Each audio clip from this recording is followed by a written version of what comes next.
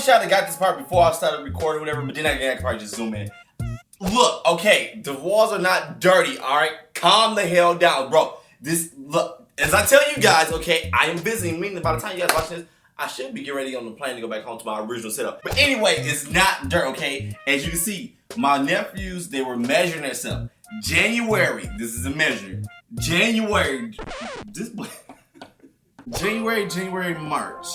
My nephew wrote January. Oh my God. Look, it's not their fault, okay? They play Fortnite, they love TikTok. But I blame the internet, okay? January. It's February, my God. But anyway, now it's off the way. About to go check out freaking Nightmare Files. Now, Nightmare Files, I'm sorry, I've never heard of these. My first time hearing of these. But obviously, the YouTubes freaking love you. Because like in my comment section of all my scary videos, that's all I be seeing now. Like, check out Nightmare Files, whatever. So I'm about to check out 3 disturbing, true hitchhiking horror stories featuring nightmarish tales. Now, I've never been a fan of hitchhiking. I'm just gonna be 100% honest with you. I ain't gonna talk right now. But guys, if you're new to the channel, just know I do talk a lot in between these stories. Alright, but at the end, I'll tell you why I don't mess with it, okay?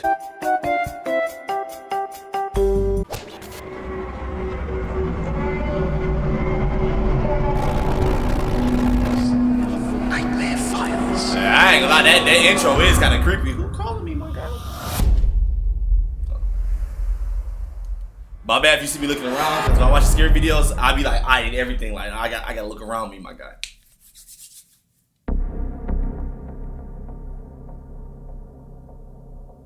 This didn't happen to me. It happened to my girlfriend. At the time, my girlfriend and I were attending college together. It was a smaller school and a pretty quiet place, so most of the students were from the area. My girlfriend, Katie, was from the area. Wait, area? Well, no. I came from a distance, so I lived in the dorm at the college. Katie and I would hang out together in my dorm between classes, and even some evenings and weekends when we wanted to be together but didn't feel like going out. It was a Friday night, and both of us, being pretty introverted, decided not to do anything crazy, so we planned to spend the night in my room. She wanted some time to go home after classes and assured me that she'd be back around 8. Katie had a car, but she never liked driving it, unless she had to pack around her instrument, so she just usually took the bus. That Friday night, she had a pretty unnerving experience in doing so, and it freaked both of us out. She was a small girl, definitely didn't look like a college-age student. She was short, thin, and quiet. Standing alone at the bus stop in the dark was probably not ideal, but she preferred taking that over in the dark. She might have just drove. She waited for the bus stop, but then a van drove past her. Then again, then again. It looked like a creeper van, you know, those white vans that have no windows in the back. Yup, I call them kidnapper vans. She was a bit suspicious, but told herself he was probably just lost or killing time. Killing people. The van then pulled over right in front of the stop, and the driver rolled down his window very slowly. "Isn't it cold out here?" he asked. No, it's actually hot. "The bus is always late. Hop in, and I'll give you a ride." Katie declined politely and took a few steps back, trying to show him she wasn't interested in anything he wanted. He asked again if she was absolutely sure that she didn't want to ride, and he drove away after she turned him down again. The bus arrived moments later, and she was relieved to step on. Thank goodness. To her horror, she then noticed the same van right behind the bus. I'm good, though. She was the only one on the bus also. Oh, hell no. The van followed the bus directly, and Katie texted me to explain the situation. Forget him, call the cops! I could tell that she was panicking, which isn't uncommon for her. I offered to talk to her on the phone to calm her nerves, and she accepted. We talked about school and things to get her mind off of it. If I'm being Once her stop came, she felt safe enough to hang up the phone and walked a short distance to the college. When she arrived at my room, hold up, my guy. Hold up, wait, 2 things here, hold up. For one, if I'm being followed, I would rather call the cops and like just be over exaggerating about me being followed and them come and show up and he don't do nothing. It's just like to the cops situation, like, oh, you're just overthinking it. I would rather it be that versus me taking a chance of just getting off and it is something real. Now the cops are not there, now I'm like hella screwed. And for two, your boyfriend hella weak. I would drop that boy. I see this type of people I gotta let my daughter know about. Like, don't get no guy like this. Because if you get, like, right now, you like, let's say, for example, bam, you my girl, whatever. You coming to see me. Yeah, okay. And you coming to see me, whatever, right? Boom. When you catch the bus somewhere, it usually drop you off walking distance to where you're going. That's the point of taking the bus, you know, because it's like, all right, I'm not gonna take you right to this person's house, but I'm gonna put you walking distance. Meaning your boyfriend, if he knew this situation, what was going on, he should have been at that stop with you, bro. Like, waiting on you, I should say. He should have been at that bus stop waiting when your bus got there, because he know where your bus coming. Like, trust me, he know. He should have had a gun or a knife, something, wood or whatever, at the bus stop waiting. Either he could have called the cops or whatever, boom, and he'd been at the bus stop chilling. Because from what I hear about most people kidnapped, they really not gonna, if it's like more than one person, like especially it being like a guy or something, some of them are crazy, some of them probably okay, they'll probably take both of y'all. But more likely, they'd have kept going, they wouldn't have like tried to get her when she got the bus or whatever. Why was he not there? He still let you get off the bus stop and walk to his dorm, even if it's a short distance. Like, this dude is a clown. I'm sorry. You guys know I got a rant. It took me over an hour to comfort her enough to get the story out of her. And this is what she told me. The van had stopped following the bus after getting stuck at a red light, giving the bus a chance to get ahead. However, after getting off at her stop, the van sped up to her. He was driving like a maniac at this point, going at least 20 miles per hour over the speed limit. The bus had already pulled away when the van pulled up right next to her. It had pulled over right where she intended to go to get to the college. I've been joking on that boy. She bolted the other way. Yup, and the driver raced after her. When she turned her head to look behind her, she noticed he was holding a large butcher knife, waving it in front of him in her direction. She did a wide turn to get back on track to the college. The man following close right behind her. Lucky for her, he lost his footing on an icy patch on the road, and his fall delayed him enough for her to get away. That boy knee was. When he got back up, his goddamn knee he hurt. Didn't chase after her again, but instead yelled out, "I will find you, and I will kill you." Since then, she's always taken her own car instead of the bus. Hopefully you drop that square. Because your boyfriend's a clown. I ain't gonna talk in between that one because I kind of said my piece. Okay, so I'll just start this by saying my dad's a character. All of my friends loved him growing up because he could entertain you just by talking to him. This attitude is what initially led me to question the legitimacy of this story for a long time. Well, there's gonna be somebody's dad. Now that I'm a bit older, I could tell this one cuts deep every time we make him tell it. Usually, he talks in a very upbeat and active tone. But when my brothers and I first heard him tell this story, or talk about it in general, his tone completely changes.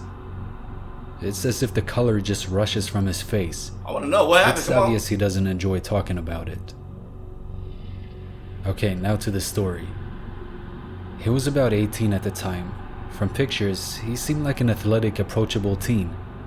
He was living in the Gary Whiting area of northwest Indiana. Hey, Gary, Indiana, huh? Sometime later in the evening, my dad, who's been a smoker for roughly 50 years of his life, decided to hitchhike to his local convenience store. He has a knack for talking about places or events as if you were there. This was an odd thing to do, considering the shop was only a couple of miles away from his house.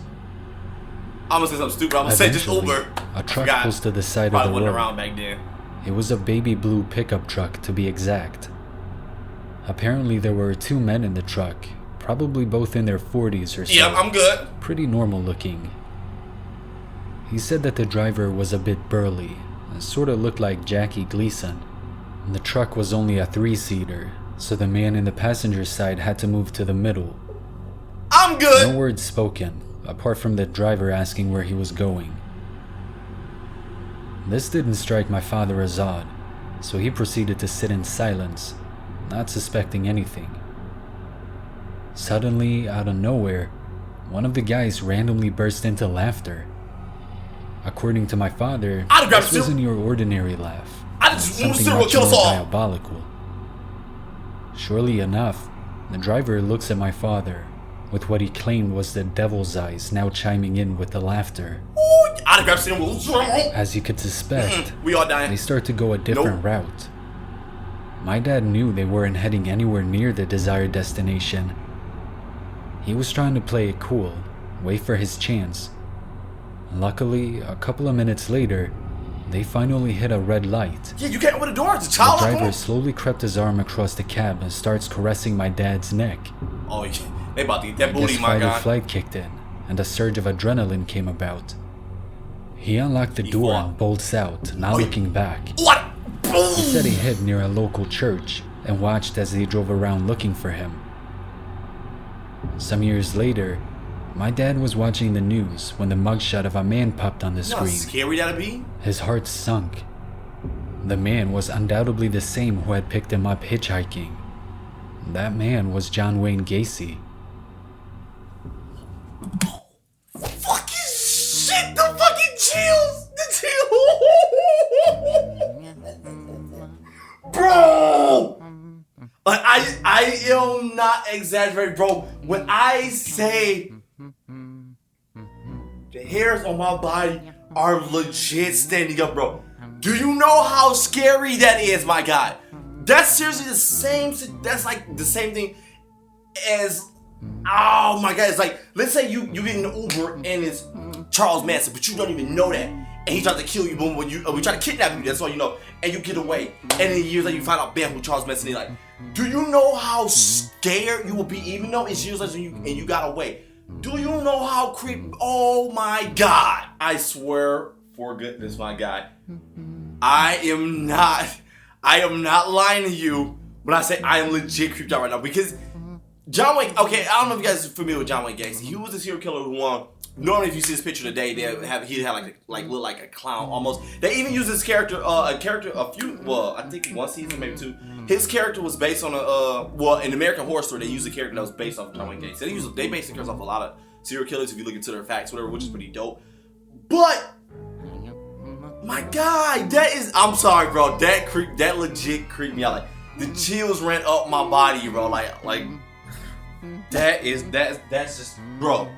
I just heard a beat. That better be my phone. Say, bro. And it's scary about watching these videos, bro. I be looking around in this closet right here.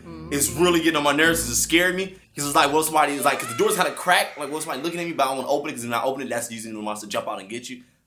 Yeah, it's daytime. Anybody in here, though. Bro. Oh my God. I'm sorry.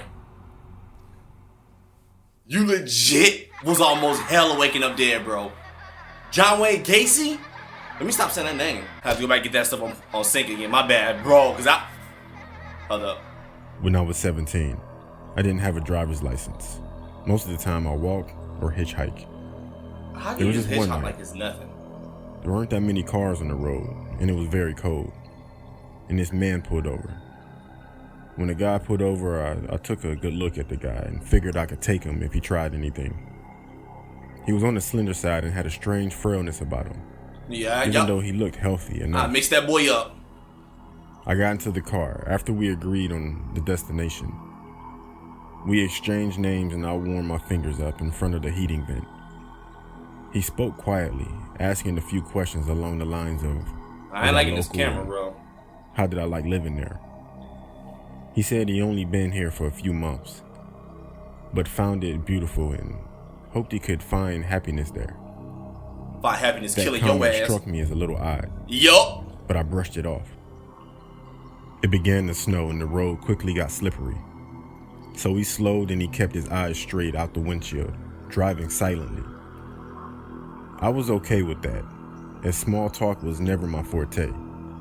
About 10 minutes later, I noticed the car near the intersection we were approaching seemed to be sliding, so I said, watch out. For real, bro, slow down. He immediately hit the gas, shooting through the intersection and burst out with, don't ever scream at me. Grab that steering wheel. I was taken aback. I'm sorry, look. I just feel like, bro, I'm sorry, stop. If you're gonna put me in a position where you feel like you about to kill me, I'm taking you with me. I'm gonna do everything I can to take you with me. Like, I'm not supposed to be the only one waking up dead here, my guy. Like, you going with me. If we in a car and you let me know, like, yeah, I'm about to take you to my basement, kidnap you. If I can reach them, well, then we both go. All right, we both going to heaven today. Well, you probably ain't going, my guy. And I don't know about y'all, but me, like, bro, don't get me wrong, like, for a skinny dude, like, bro, I can fight. I don't care what nobody say, bro. I have not lost. When as a kid, I did. But like, being older as a accountant, bro, I haven't lost not a fight. Now I ain't gonna lose now. All right, but anyway, because I always look at it like, if you're the same size as me, whether it's like weight, whatever, or lower, I'm winning off rip. Like I'm not about if you skinny as me, I'm not about to lose to you. Trust me, bro. Because like I know how to fight. I got this, bro. You're not about to beat me for the same way. Now if you like to rock or something, then I'm either have to run or hold the L. You know, like it just ain't gonna happen, bro. If you tell at that point when you telling me don't scream at me again because you decide to dart through the intersection, my guy, obviously you crazy. So I'm going for the steering wheel. We both about to hella die, clown. Said, look, this is close enough. Just pull over here. I live right there. And I can get there. He didn't seem to hear me. So I said, Richard, did you hear me? I said, Richard, you can pull over here and let me out. But no response. He just stared straight ahead, driving faster now than he did when it started snowing. About to die anyway. To say I was scared doesn't seem to cover the depth of the fear that began to rise in me. I didn't know if I should stay quiet or speak, but I was damn sure not going to yell after his outburst. I'd have been trying to unlock the door. After about a mile, he began to mumble under his breath. I couldn't quite make out what he was saying, but I assumed he was speaking to me. So I said, "What did you say? I couldn't hear you." He began to speak quietly and rapidly, saying things talking to like a demon or something. "You're always yelling at me. I've told you time and time again, do not yell at me. I just met you, my guy. No, you don't listen. You don't listen." And I was just sitting there looking at him. I'm like, bro, I'm sorry, you right. I was at a complete should have been loss. yelling, bro. I didn't know what to say in response or if I should say anything at all. I contemplated just jumping out of the car, but nixed that idea when I realized the door lock was missing. There was just a silver-lined hole where it should have been. I started to cry and debate with myself about causing an accident by grabbing the wheel and hoping for the best. When he suddenly looked at me for the first time since I had gotten in the car. He blinked several times, rapidly, I'm not the only one who thought that. Then slowed the car, pulling into a gas station. I waited to see if he unlocked the doors, not wanting to say anything to set him off again. For real, you better give me hella After nice. a minute or two, he quietly said, "I think I better let you out of here." And he hit the button to the door locks, and he opened the door. I wasn't about to hesitate, so I jumped out of the car as if I were on fire. I was about to turn and walk into the gas station when he called my name. He looked so damn sad and I hesitated. I don't care. He apologized, said he was sorry if he had frightened me, that he never would have harmed me. And he asked if I'd be able to get home okay. Yep, I'm good. I can get home perfectly fine. And closed the door. He began to pull out of the gas station, but stopped suddenly. He just sat there for a couple of moments, his head down. I froze, wondering what the hell was up, and was about to run into the gas station. But he opened his window and yelled at me, waving something in his hand, my hat. I left it on his seat.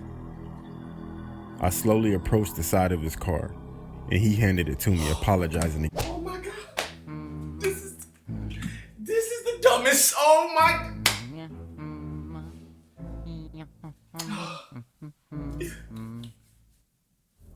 Oh my God. Let me measure my height, Rooks. This is so dumb. That could be the coldest snapback ever. I'm not going back for that, clown. I swear, bro. These stories, since I'm hearing like this, it gotta be fake. I know not one person on this planet, not even.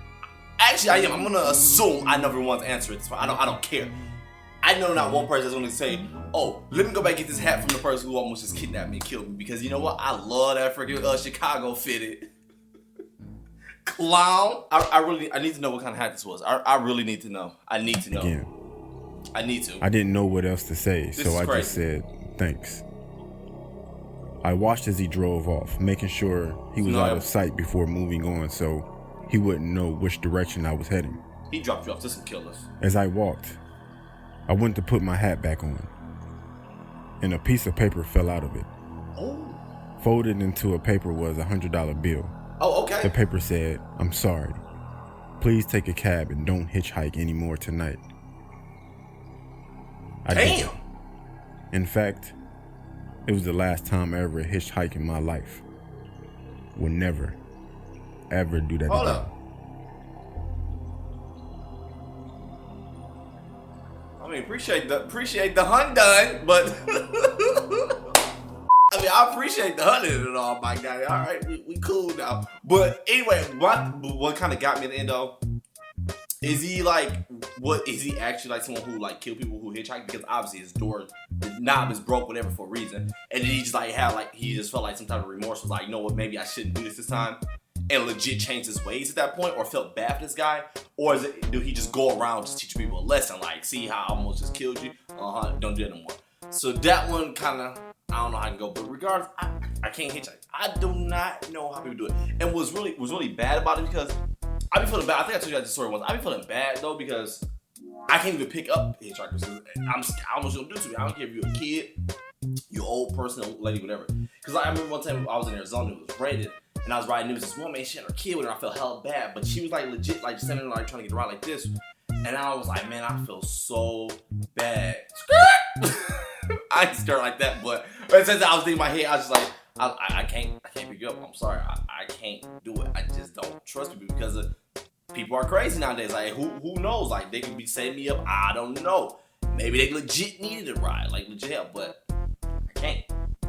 Thanks to people like on this video, like, you can't do it. I wouldn't even recommend like anyone I know personally or anyone in general, like don't do it or don't be one, because I never understood just why putting yourself in a position with a stranger where you just close in with that person. Like I don't get it, because they could be like all type of crazy, like my man who was with Giant Wayne, like Giant, I can't talk, friggin' with Gacy, bro. Like, oh my god, like that one legit had my hair standing up. I was like, oh, I gotta stop the video, go freaking pick this clown up, whatever. But at the same time, it was like, that story was so good, bro. That one legit hit me. Like, I was not being extra. I swore on everything I love. Like, the chills were like from my feet up, like hair standing, like, oh my god.